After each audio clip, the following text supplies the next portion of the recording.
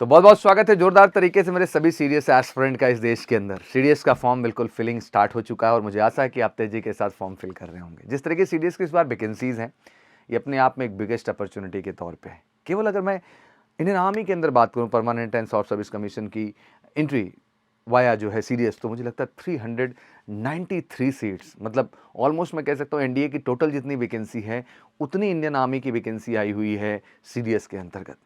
और पैरेलली फिर आपका एएफए और पैरेलली आपका आईएनए जो कि 400 से अबव सीट्स हैं। इसका मतलब ये है कि अपॉर्चुनिटीज़ अपार हैं और साल में दो बार यार। आई थिंक इससे maximum vacancy A grade officer की किसी डिपार्टमेंट में है ही नहीं भारत के अंदर। सबसे ज़्यादा वैकेंसी और सबसे ज़्यादा अपॉर्चुनिटी। बस दुख इस बात को लेके होता है कि इतनी अपॉर्चुनिटीज़ और इतनी वैकेंसी होने के बाद भी कहीं ना कहीं वो अवेयरनेस नहीं है, वो अलर्टनेस नहीं है ग्रेजुएट जितने भी हमारे एस्पिरेंट हैं इसके प्रिपरेशन को लेके। ज़्यादा दुखदाई होता है कि आप यूपीएससी स्टैंडर्ड का रिटन एग्जाम जो क्लियर नहीं कर पाते हैं, फाइनली एसएसबी में अच्छा नहीं कर पाते हैं। और इसका सबसे बड़ा कारण होता है मल्टीपल ऑप्शंस पे आपका जाना। जबकि मैं कहना चाहता हूँ कि ग्रेजुएट एंट्री पे जब आप हैं तो फौज के अंदर ही आपके पास सीडीएस, एफकैट, टीए, आईसीजीएसी, सीएफईएफ अपने आप में बिगेस्ट अपॉर्चुनिटी के तौर पे। इतनी अपॉर्चुनिटी साल भर के अंदर आपको डबल चांसेस मिलते हैं। दैट में अगर आप फोकस्ड हैं तो विद इन ईयर आप वर्दी पहन के जाएंगे और एमकेसी का हिस्सा बनते हैं। तो मैं प्राउडली कहता हूं इस बात को कि आपको रिटर्न से लेकर के एसएसबी तक फाइनली हम प्रिपेयर करेंगे और फाइनली आपकी फौज जाने का सपना पूरा करेंगे। आज इसी कड़ी में सीडीएस को लेकर के बहुत सारे भ्रम हैं। जैसे फॉर्म भरते समय प्रियोरिटीज़ को लेकर भ्रम है कि सर आखिर हमें क्या चुनना है, हम पहले आईएमए चुने, ओटीए चुने, एफए चुने या आईएनए। तो इसको बहुत शॉर्ट फॉर्म में समझ लेते हैं।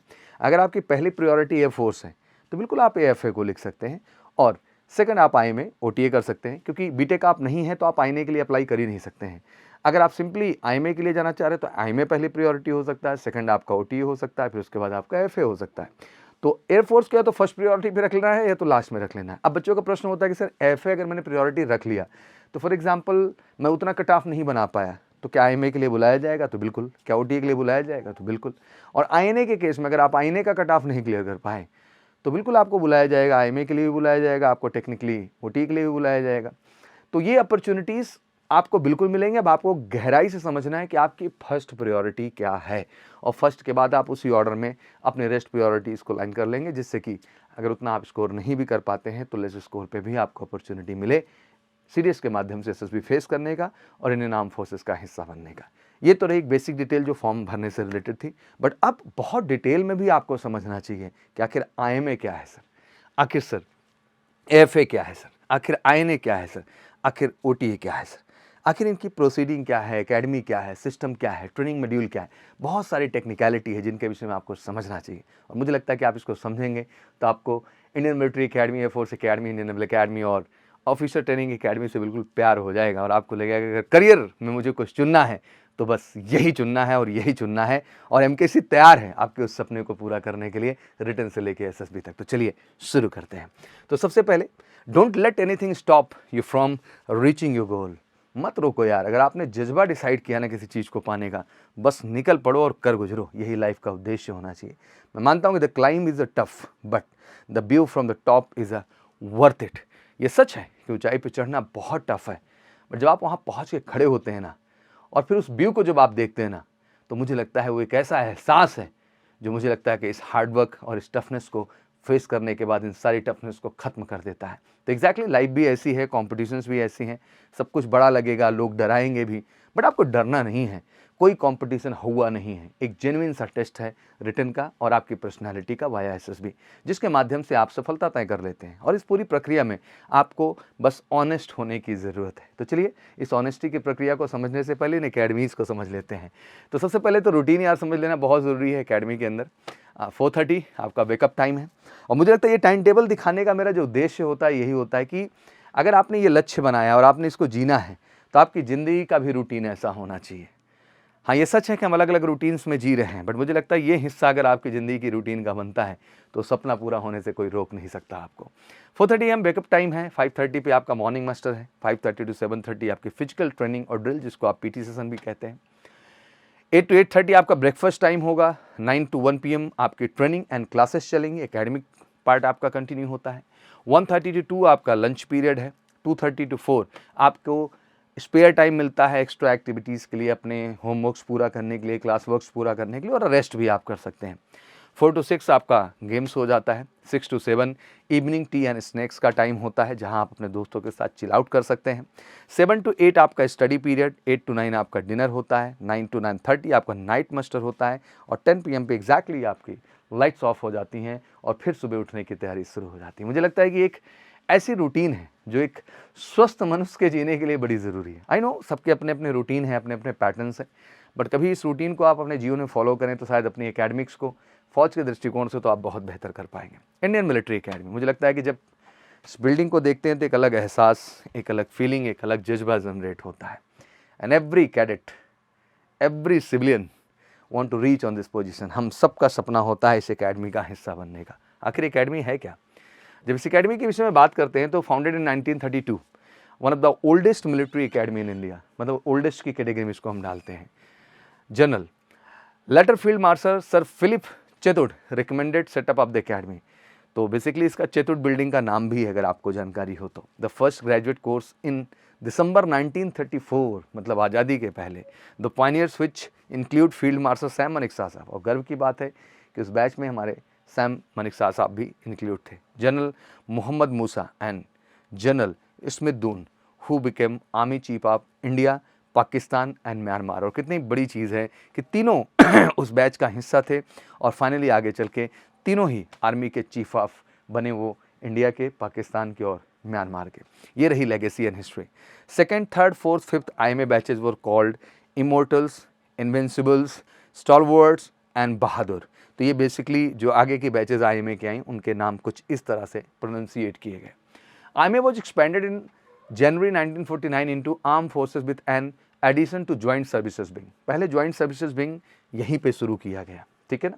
लेकिन on 1 January 1950 Armed Forces Academy was renamed as a National Defense Academy। जो ये एकेडमी थी इसको नेशनल डिफेंस एकेडमी के नाम से रीनेम कर दिया गया क्योंकि ज्वाइंट सर्विसेज ट्रेनिंग हुई आर्मी, नेवी और air force. In 1954 Joint Service Wing was National Defense Academy moved from Dehradun to Khadagwasla and military wing stayed and renamed as a military college। 1954 में जो हमारा ज्वाइंट जो है विंग था, joint service wing जो हमारा रहा army, navy, air force, national defence academy के नाम से, उसको देहरादून से खड़गवासला शिफ्ट किया गया क्योंकि जो प्रोमाइसिस, जो ट्रेनिंग मॉड्यूल, जो चीज़ें चाहिए हुई थी वो खड़गवासला में ज़्यादा कंफर्टेबल थी और ज्वाइंट सर्विसेज ट्रेनिंग के लिए वो सबसे बेस्ट प्लेस था, वहाँ शिफ्ट किया गया। लेकिन मिलिट्री विंग वहाँ पे रहा, उसको रिनेम कर दिया गया एज ए मिलिट्री कॉलेज। और आप तो जानते भी हैं कि एनडीए के अंदर जितने भी मिलिट्री विंग, आर्मी विंग में ट्रेनिंग होती है कैंडिडेट्स की, 3 ईयर्स कंप्लीट करने के बाद वो 1 ईयर इंडियन मिलिट्री एकेडमी का ही हिस्सा बनते हैं, आर्मी विंग का, जो कि 1960 में the military college was given back original name, that's called Indian military academy. तो बिल्कुल लेगेसी क्लियर हो गई कि 1960 में इस बिल्डिंग का नाम और इस जगह का नाम, इस ट्रेनिंग एकेडमी का नाम इंडियन मिलिट्री एकेडमी के नाम से जाने जाने लगा। IMA जितने भी जनरल कैडेट्स हैं are organise as a regiment with the 4 training battalions of 4 companies, मतलब 4 ट्रेनिंग बटालियन हैं और हर ट्रेनिंग बटालियन में 4 कंपनी है। जैसे पहली ट्रेनिंग बटालियन करियप्पा बटालियन, जिसके अंदर 4 जो है हमारे कंपनीज हैं, कोहिमा, नौशेरा, पूंछ और हाजीपुर। फिर हमारा दूसरा है थिमैया बटालियन, जिसके अंतर्गत आपका आलेमे, मेकाटिला, डोगरई और आपका चुसुल है। फिर आता है थर्ड आपका जो हमारा बटालियन है उसे मनकशा बटालियन कहते हैं। इम्फाल, जोजिला, जसोरा एंड सेंगारो, ये आपकी सारी की सारी कंपनीज हैं मनकशा बटालियन के अंतर्गत। फिर आता है आपका भगत बटालियन, जिसमें आता है आपका सिंघर, केरन, कैसिनो एंड बसंटर। तो ये बेसिकली 4 हो गई आपके क्रमशः बटालियन और उनकी 4-4 कंपनीज। और एक जो है बटालियन और आप देखते हैं जो कि बेसिकली सिचुएटेड है IMA के जस्ट फ्रंट बिल्डिंग में, जिसे हम जो है सियाचिन बटालियन के नाम से जानते हैं। और एग्जैक्टली ये बटालियन होती है ACC कैडेट्स के लिए, आर्मी कैडेट कॉलेज, जो हमारी एंट्री है फौज के अंदर। जो नॉन कमीशन कैटेगरी के हमारे कैंडिडेट्स हैं, कमीशन जाने के लिए उनके पास एक अपॉर्चुनिटी होती है, तो वो बेसिकली यहीं ट्रेनिंग किए जाते हैं। Now let's talk about the Indian naval academy. I think मुझे लेगेसी और इतिहास इसलिए बताना पड़ रहा है क्योंकि आपको प्यार होना चाहिए यार। आप जिस चीज़ के लिए जा रहे हैं यू शुड नो कि आपकी प्रायोरिटी IMA है, FA है, INA है। केवल भर देना फॉर्म में पर्याप्त नहीं है, उसके विषय में जानना भी ज़रूरी है अगर उस चीज़ को पाने का वाकई में जज्बा है। One of the again best academy, Indian naval academy की हम बात करेंगे। आप कैंपस देख सकते हैं, खूबसूरत एंट्री, और वाकई में एंट्री ही खूबसूरत नहीं है। कभी आप, ईश्वर करे आप सबको अवसर मिले और आप इस एकेडमी का हिस्सा बने। Indian naval academy is the largest naval academy in Asia. Largest का नाम दिया गया, मतलब सबसे बड़ी एकेडमी है एशिया में। INA is situated in around 2542 acres, मतलब huge land, are including naval base depot INS and naval hospital INS Navjivani. तो ये बेसिकली इसी के कैंपस का हिस्सा है जो कि 2542 एकड़ में फैला हुआ है। Naval academy was established in May 1969 in Cochin and later consolidated with officer training school at INS Mandovi in Goa in 1986। देखिए इसकी भी यात्रा अलग ही तरह से है। Training school eight INS Mandovi in Goa 1969 यहाँ से शुरुआत होती है। Later new campus was approved by the Indian government and government of Kerala offered the Navy site as Azimala। The INA Azimala campus was inaugurated on 8 जनवरी 2009। तो मुझे लगता है सबसे लेटेस्ट के तौर पे आप इस एकेडमी को देख सकते हैं और कमाल का कैंपस केरल के अंदर इसको डिज़ाइन किया गया। It's one of the most beautiful place मैं कह सकता हूँ अगर भारत के अंदर हम बात करें तो। In Ezhimala it is located between mount Dilli and the Kavvayi backwater of 7 kilometre beach front. Cadets are assign to squadron on reporting. There are 6 squadron in the INA. ध्यान रखिएगा आईने में टोटल 6 स्क्वाडन है। Achievers, Bravehearts, Cheetah, Daredevil, Eagle and Fighter. These are the 6 squadron. Each squadron consists of 4 division. Her squadron में जो हैं वो 4 division बनाए गए हैं। तो टोटल 6 हैं, तो 6 into 4 24 divisions आपके हो गए। Commanded by the sub lieutenant आते हैं। फर्स्ट कमांडेड ऑफ आईने वाइस एडमिरल MP मुरलीधरन। ये बेसिकली हमारे वाइस एडमिरल फर्स्ट रहे, फर्स्ट कमांडेंट भी रहे आईने के exactly. So this is all about the INA. It's a great legacy, great history, and you should know if you're going to try for this overall. Let's come to the Indian Air Force. I think ये building हर समय हर second आपको दिखती है और एक अलग level का प्यार एंड जज्बा इंडियन एयरफोर्स को लेके हमेशा रहा है हमारे यंगस्टर्स के अंदर। तो अगर आप इसकी भी अपॉर्चुनिटी पे जा रहे हैं तो इसके भी इतिहास को थोड़ा समझ ही लेते हैं। Indian air force academy it was establish in 1969 and started in 1971। Establish 69, started 71। Women cadet were inducted for the first time in academy in June 1993। सबसे पहले विमेन कैंडिडेट एयरफोर्स में इंडक्ट हुई 1993 में। Located in Dundigal in Telangana, this academy is spread over 7,000 एकड़ of land, मतलब huge land पे academy बनाई गई है। It imparts training to flying, technical and ground duty branches of Indian air force as well as officer of Indian army and Indian navy for the flying corps category. ठीक है ना, जो officers वहाँ से भी आते हैं। Flight cadets are divided into 4 squadron, 4 squadron में बांटा गया इनको, जिसमें एक्यूनो स्क्वाड्रन है आपका, बरार स्क्वाड्रन है एंड चिंतनीज स्क्वाड्रन है आपका और कटरे स्क्वाड्रन आपके हैं। 4 स्क्वाड्रन आपके टोटल इनके बनाए गए हैं और इसी में कैंडिडेट्स को डिस्ट्रीब्यूट किया जाता है इंडियन एयरफोर्स के जो बच्चे आते हैं। तो ये रही छोटी सी लेगेसी इंडियन एयरफोर्स की। Talk about the officer training academy. I think it's a passion of lot of candidate boys and girls both are very dedicated for this overall. So let's talk about the officer training academy. Let's know the history and all legacy. OT was established in 1963 for the emergency commission in army. It spread over 750 acres of the land. तो emergency commission क्योंकि ये short service commission training के लिए बनाया गया, तो इसीलिए 1963 में emergency में इसको बनाया गया। 2 officers training school OTS were established in Chennai and Pune। और उस समय 2 जो है establishment हुए, एक चेन्नई में हुआ और एक पुणे में हुआ, जिसको ऑफिसर ट्रेनिंग स्कूल नाम दिया गया। Pune school had short run and was closed in 1964।